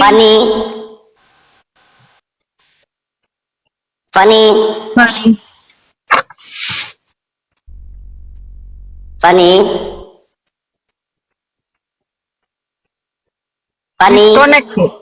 Udah 1 2 3 disconnected udah. Nah, itu teman-teman ya. Gini aku bilang, Tuhan bisa jadi apa saja, bisa. Tapi mustahil bagi Tuhan untuk menghinakan dirinya. Kita nggak usah dulu memandang ke Tuhan. Kita pandang diri kita dulu. Kita yang manusia hina, dari air hina, tidak mau hina. Kenapa aku bilang kayak gitu? Kita bisa makan nasi, kita pun bisa makan tinggal ambil masuk ke muncung. Tapi mau nggak kita makan itu? Enggak, mustahil bagi kita untuk merendahkan diri kita makan Begitu juga ketika kita pergi keluar, pergi ke pasar, kita bisa pakai baju dan bisa juga tidak pakai baju. Tapi mustahil nggak bagi kita pakai telanjang pergi ke pasar? Mustahil, karena kita tidak mau merendahkan diri kita. Apalagi Tuhan. Masa Tuhan mau menghinakan diri? Ada Tuhan macam Pak Presiden belusukan ke bumi. Cukup Pak Jokowi yang belusukan, Tuhan jangan ikut-ikut belusukan. Pak Jokowi belusukan sampai 10 tahun, ada Tuhan belusukan mati. Harusnya Tuhan itu jadi pedoman, bukan digantungan. Begitu teman-teman ya. Semoga kalian berpikir kalian sehat. Kalian hilangkan dulu perkataan-perkataan doktrin dan dogma yang diajarkan oleh para pendeta kalian, yang disisipkan ke otak kalian. Baca Bible itu dari kejadian, kecelakaan, kebakaran, keguguran sampai Wahyu. Baru kalian tahu dulu diskusi, benar nggak ini Bibelku, benar nggak Tuhan Yesus ini Tuhan. Kalian aja masih ribut tentang ketuhanan, apalagi diskusi dengan umat Islam. Oneness mengatakan, ada adenomnya mengatakan Yesus bukan Tuhan, ada yang mengatakan Bapa bukan Tuhan, ada yang mengatakan Roh Kudus bukan Tuhan. Akhirnya kompak kalian nggak punya Tuhan. Yesus adalah jalan dan keselamatan. Makanya semua jemaat gereja masih jalan-jalan mencari gereja yang mana yang benar. masih mencari denom yang benar. Ini pembuktian bahwa kalian untuk mencari kebenaran, kalian menghilangkan akal logika. Aku perumpamakan, yang cukup dengan mengimani saja itu adalah orang gila atau orang tidak waras. Kenapa aku bilang begitu? Ketika orang yang kurang waras tadi pergi ke tong sampah, melihat ada makanan di sana, walaupun berlalat, walaupun udah lama, walaupun kotor, di dalam pikiran orang gila ini cukup imani saja makanan itu mengenyangkan perutnya. Gak perlu dia tahu apakah itu kotor, apakah itu udah basi, apakah itu udah kadaluarsa. Orang gila ini tidak perlu mencari, karena dia meyakini cukup mengimani saja nasi itu mengenyangkan perutnya. Inilah cacat logika. Mau kalian kayak gitu? Kalau kita orang sehat, memiliki akal, ketika kita jumpa makanan di tong sampah, kita gunakan akal. Apakah ini masih sehat? Apakah ini bersih-bersih? Apakah ini tidak kadaluarsa? Apakah ini betul makanan yang menyehatkan bagi diriku? Ternyata tidak, ini udah di tong sampah, maka tidak akan kumakan. Akhirnya kita gunakan akal. Lebih bagus aku meminta kepada saudaraku, saudariku, sesama muslim, atau aku kerja. Itu baru akal. Makanya ketika pembagian otak itu datang sebagai anak manusia, jangan sebagai anak domba. Jadi otak hewan yang kebagian sama kalian. Panas bos. Tapi fakta. Ketika kami datang pembagian otak, kamu manusia kalian? Manusia ya Tuhan. Kalian siapa? Anak domba. Salah kasih otaknya. Makanya kalian itu sadar, orang tua kalian dengan meneteskan keringat melahirkan kalian. Orang tua kalian dengan meneteskan darah melahirkan kalian. Orang tua kalian dengan mempertaruhkan nyawa untuk melahirkan kalian. Masuk ke gereja dikatakan anak kambing. Bayar lagi. Anak domba, nggak ada yang agak bagus sedikit. Anak singa ke, anak macan. Lucu kalian. Naik kalau Kristen yang mau diskusi naik ya. Kita diskusi baik-baik aja. Ini sesuai data, ini sesuai fakta. Kalau kita ini ya teman-teman ya, kalau kita ingin mencari satu agama yang benar, maka kita akan melihat dari mayoritas dan pimpinannya. Mayoritas Amerika, pemimpinnya Kristen, mayoritasnya agama Kristen. Apa yang dilegalkan di sana? Pernikahan sesama jenis, judi di Texas, kepemilikan senjata api, perdagangan manusia, narkoboy. Mayoritas Kristen, pemimpinnya Kristen. Amerika Latin, Escobar, pemimpinnya Kristen, mayoritas Kristen. Apa yang dilegalkan di sana? Pernikahan sesama jenis, kepemilikan kesenjataan api, narkoboy, Texas tempat perjudian, seks bebas. Ini udah nampak bahwa kekristenan ini tidak bisa mengkontrol dunia. Ajaran Kristen tidak bisa membelenggu manusia dari kebejatan. Sementara Islam, ini kuceritakan nama kalian. Sebelum negara Republik Indonesia melarang berjudi, ada undang-undang perjudian 1400 tahun yang lewat. Baginda Rasulullah SAW udah mengatakan berjudi itu haram, dipakai oleh undang-undang Indonesia. Narkoboy, sebelum narkoboy ada, Nabi Muhammad telah mengatakan bahwa segala sesuatu yang memunculkan mudarat kepada diri kalian haram, dipakai oleh negara Indonesia. Pernikahan sesama jenis, sebelum Indonesia membuat hubungan sesama jenis diharamkan, dilarang di Indonesia, atau seks menyimpang, Nabi Muhammad terlebih dahulu sudah melarang perbuatan itu, dipakai oleh Indonesia. Di Kristen karena tidak ada larangan itu, makanya umat-umat mereka di seluruh dunia melegalkan pernikahan sesama jenis. Ini fakta bos. fakta. Fakta, bos. Bahkan untuk mencuri pun ya dianjurkan di dalam Bible. Di Tuhan Perjanjian Lama boleh lewat gandum orang, boleh lewat kebun anggur orang, boleh diambil ya dimakan di tempat. Kalau seandainya isi kebun anggur itu cuma 12 kilo, terus ada 12 orang makan di tempat, habis isi gandum orang. Walaupun nggak boleh dibawa atau disabit.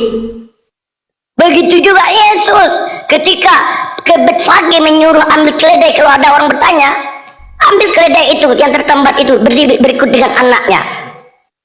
Kalau ada yang menanyakan Tuhan membutuhkan, harusnya Tuhan itu menciptakan, bukan Tuhan ngambil dari umatnya. Inilah pembuktian di Kristen ini, ajaran kalian itu menghilangkan akal dan logika kalian. Akhirnya apa? Terbukti bahwa tentang ayat yang mencuri-curi di dalam Bible itu dibiasakan kehidupan mereka. Contoh, kitab mereka Spanyol, separuh nyolong dari Wahyudi.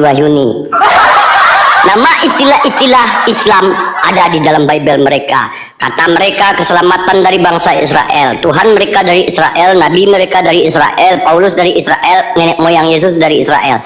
Kok ada istilah-istilah Arab di Bible kalian, woi? Kalian ambil lagi kitab Yahudi separuh. Kalau nggak kalian pakai kitab Yahudi, maka tidak laku Bible kalian. Dari mana kalian baca nubuatan? Makanya ambil sedikit. Itu pun bukan dari Islam, dari Kristen, dari Islam sama Yahudi aja diambil. Dari Hindu pun kalian ambil.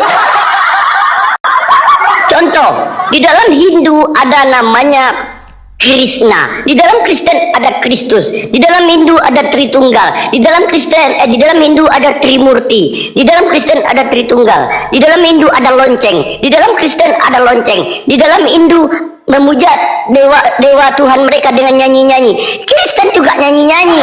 Di dalam Hindu ada 12 dewa yang besar. Di dalam Kristen juga ada 12 murid Yesus. Kalian comot semuanya dari agama sini, agama sono, agama sini, agama sono, jadi satu agama. Dibawa oleh Belanda ke Indonesia. Yang mengajarkan ajaran kasih itu Belanda, bukan Yesus. Karena Yesus mengatakan, aku datang bukan untuk membawa damai, melainkan pedang.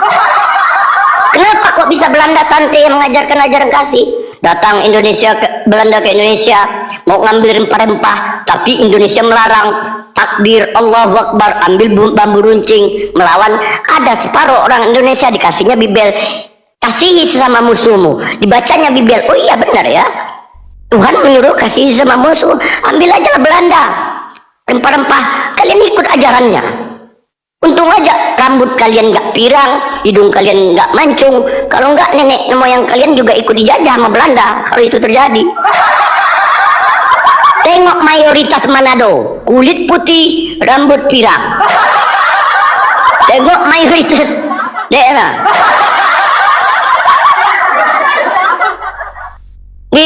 Itu gunakan akal dan logika kalian teman-teman ya.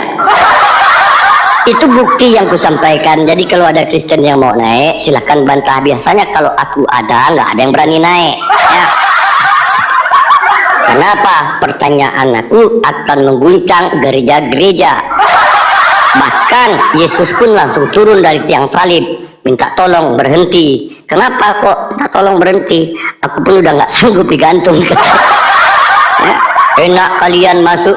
Bahkan yang lebih parah ya teman-temannya saudariku yang Islam di bawah. Orang Kristen lebih memuliakan kamar mandi daripada tempat ibadahnya.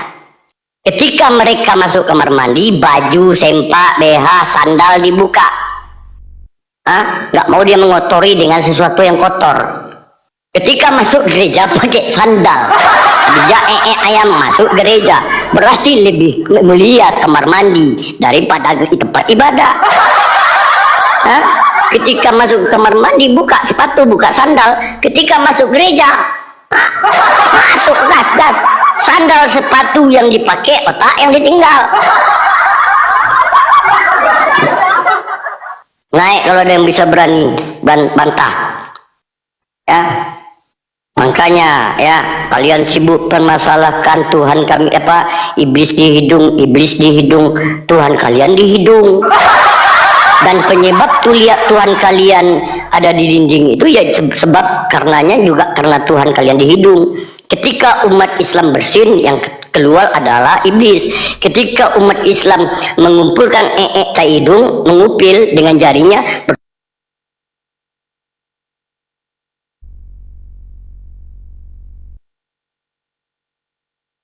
Mana dia, Kak? Kak Sarah, mana si Mika? Kak Sarah, mana Mika? Kena tombak. Dia sih Kena tombak dia kena tombak dia. Gimana kita tutup aja dulu ya?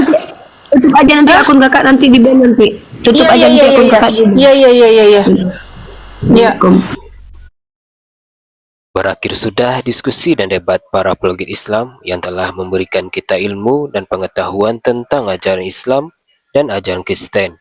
Semoga ilmu yang kita dapat dari diskusi dan debat ini dapat membentengi kita dari permutatan yang mana pada saat sekarang banyaknya misionaris mencari muslim yang awam untuk dimurtadkan. Saya akhiri video ini.